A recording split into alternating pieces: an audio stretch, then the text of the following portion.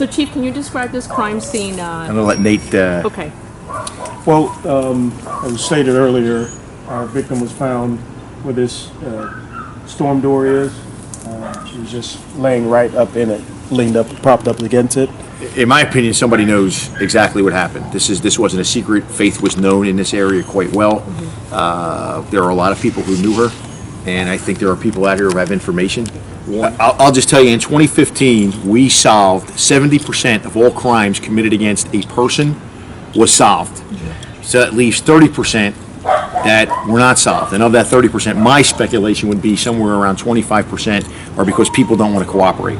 Whether it's the victim or whether it's witnesses or people just feel that it's better off not to say anything and not get involved. It doesn't involve my family. I'm just going to keep quiet about what I know. And there are people out here that I know, and you know how the culture is around this area. They have some idea or some information on this case and refuse to come forward, whether it be for thinking that retaliation or just don't want to get involved or whatever the reason may be, but we see that it is happening. And this is an area, obviously it's not a rich area, no amount of money would even elicit information at this point. Can you address that? Because the reward for information in her case is fairly high. Every cold case that we have, there's a $25,000 reward for information leading to the arrest and the conviction. And in my 10 years here, nobody has come forward at any point in time to claim any of that reward money. I know the reason would not be for money, but if it is, we have money out there that's dedicated to the solving of these crimes. Okay. And if anybody is out there that has information that might lead to the apprehension of our suspects or people that are involved in the case, we ask that you come forward, please, because we're trying to gain some type of closure for the family members.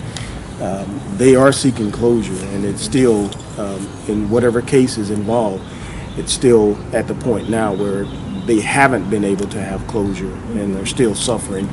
Us in the state attorney's office, if necessary, will relocate you.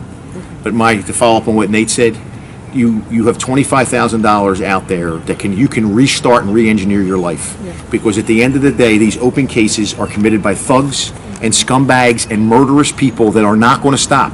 The person that killed Faith Jenkins, after you kill your first person, statistics will tell you and psychologists will tell you it's much easier to kill again and again and again.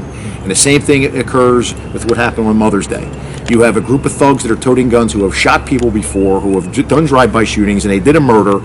All it does is embolden them to hold the community hostage. And the community has to come forward and say enough is enough.